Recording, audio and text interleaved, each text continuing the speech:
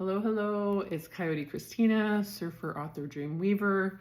It is week 4 of the Amazed and Amused campaign. Amazed and Amused is the short title for my second book, Amazed, Amused, and Often Confused. I am in the works right now of getting it professionally edited, and I'm running this campaign to share the information with other people about animal guides and about my journey, hoping it will help other people in their journey to joy, and recovering from life and other stranger things that happen in this world. And so it's the 4th week. We're on the 4th chakra, and it's the 4th of July. 4. And I like 4. 4s and 8s and 12s I'm into. So happy 4th of July as well. And I'm celebrating the 4th of July this year in the context of our democracy, government for the people, by the people, and of the people. And we're coming to the end of the 4th week of the campaign, and we've reached our heart chakra, and we're also just starting the relation. We wrapped up the no more drama stage yesterday, and we're going into the relation stage of the journey. And on Fridays, we focus a little more on the chakras, but also I'll bring in the animal guides today. And this week, our daily yoga practice really grounded us in those lower chakras, because as we go into the relation stage of the journey, we want to be really well grounded in our 1st, 2nd, and 3rd chakras. 1st chakra is the root chakra that gives us safety and security. 2nd chakra is the sacral chakra, and a strong, healthy sacral chakra allows us to feel the full range of our emotions and really take in all the information, all the beneficial information from our bodily sensations and our environment. And then the 3rd chakra is what helps us process those emotions and the security and balance the risk with, do I feel secure enough to take the risk here? Do I want to stay guarded maybe? I'll just read a little bit here. So our daily yoga pose this week has grounded us in our body with our hands and knees securely planted on the ground in tabletop pose, while also providing for movement and fluidity as we transition from cat with our backs arched skyward, our heads dropped down, and all the air pushed out of our lungs, to cow with our bellies full of air dropping toward the ground while we lift our heads skyward. We follow our breath by practicing cat-cow, allowing for a fluid movement of the spine skyward on the exhale, and then using the breath on the inhale to draw our belly button downward toward the earth while we fill our belly with air.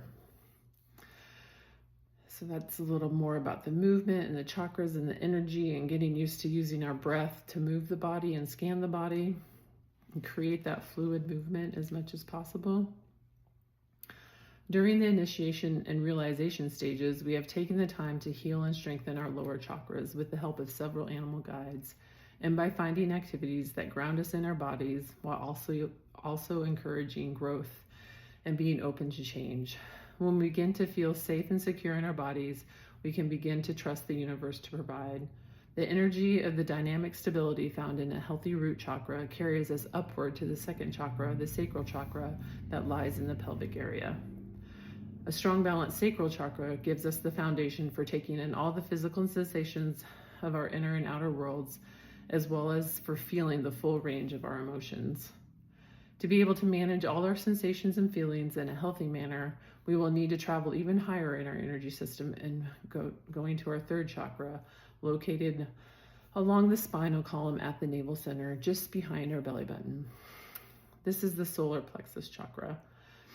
And a healthy solar plexus provides a container for our emotions, dreams, and desires, and has the ability to hold the energy of our greatest sorrows and joys without pushing away or clinging to any particular storyline.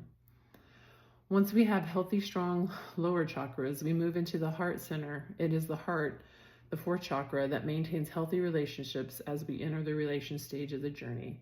We must learn how to carry the energy of the heart into all areas of our life and relationships by remaining grounded in our root chakra, open to the full range of our emotions and experience with our sacral chakra, while setting healthy boundaries and making wise choices with the solar plexus chakra.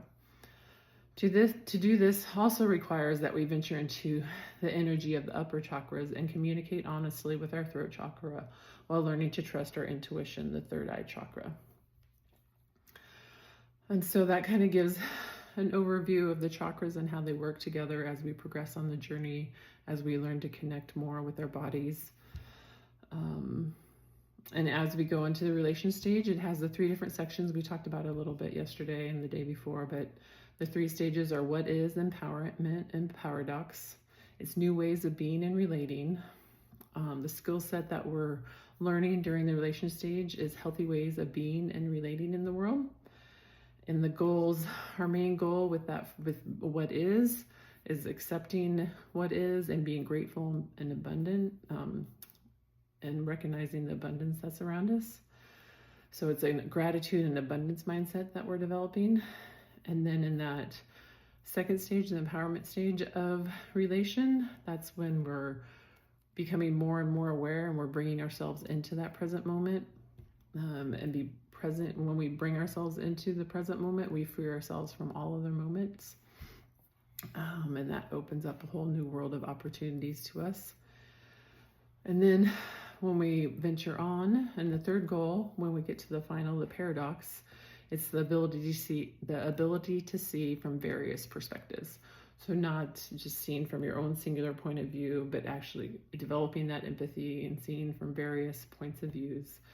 And it's the only way that we can transcend the duality of right and wrong, yes and no.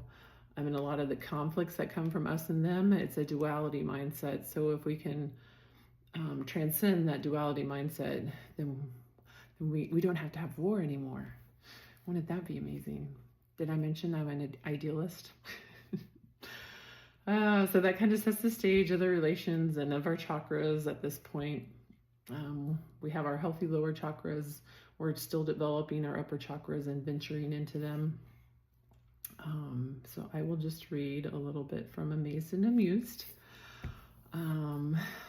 As we enter the relation stage of the journey, we put theory into practice and begin to build toward the life of our dreams by finding new ways of approaching, experiencing, and interpreting the relationships and life events.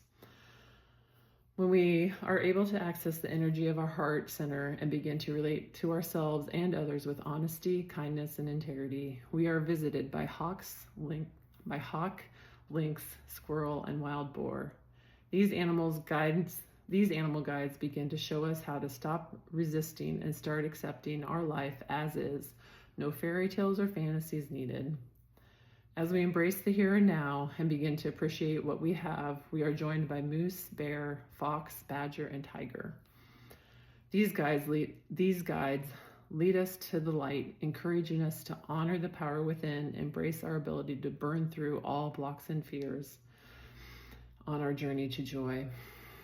As we approach the end of the relation stage and begin to relate with the world using the energy of our heart center that aligns us with our newfound insights and beliefs, we can call upon skunk, wolf, dragonfly, and alligator to support us in remaining on the inner path and continuing to grow as we walk the fine line between reality and illusion in a world where paradox abounds and much effort must be made to remain true to our hearts and relationships, and to continually balance our experience with what was, what is, and what we would like to build toward.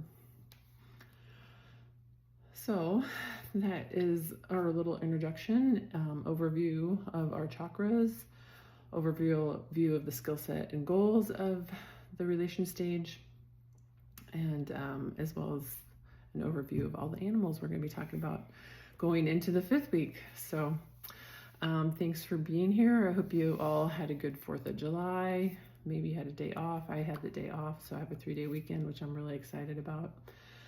And yeah, so we'll see you tomorrow for I Descent. Once again, if you're enjoying these videos and the information, please become a free subscriber on Substack, christinasmithlarney.substack. And or you can go to my website, tkcdreams.net, and you can pre-order your copy of Amazed and Amused. And if you're inspired, it would be great. Please share with others. One of the goals of the Amazed and Amused campaign is to get 20,000 followers, which is total pie in the sky. But if you're going to dream, dream big. So, all right, take care. Happy 4th. We the people, community, together. Namaste.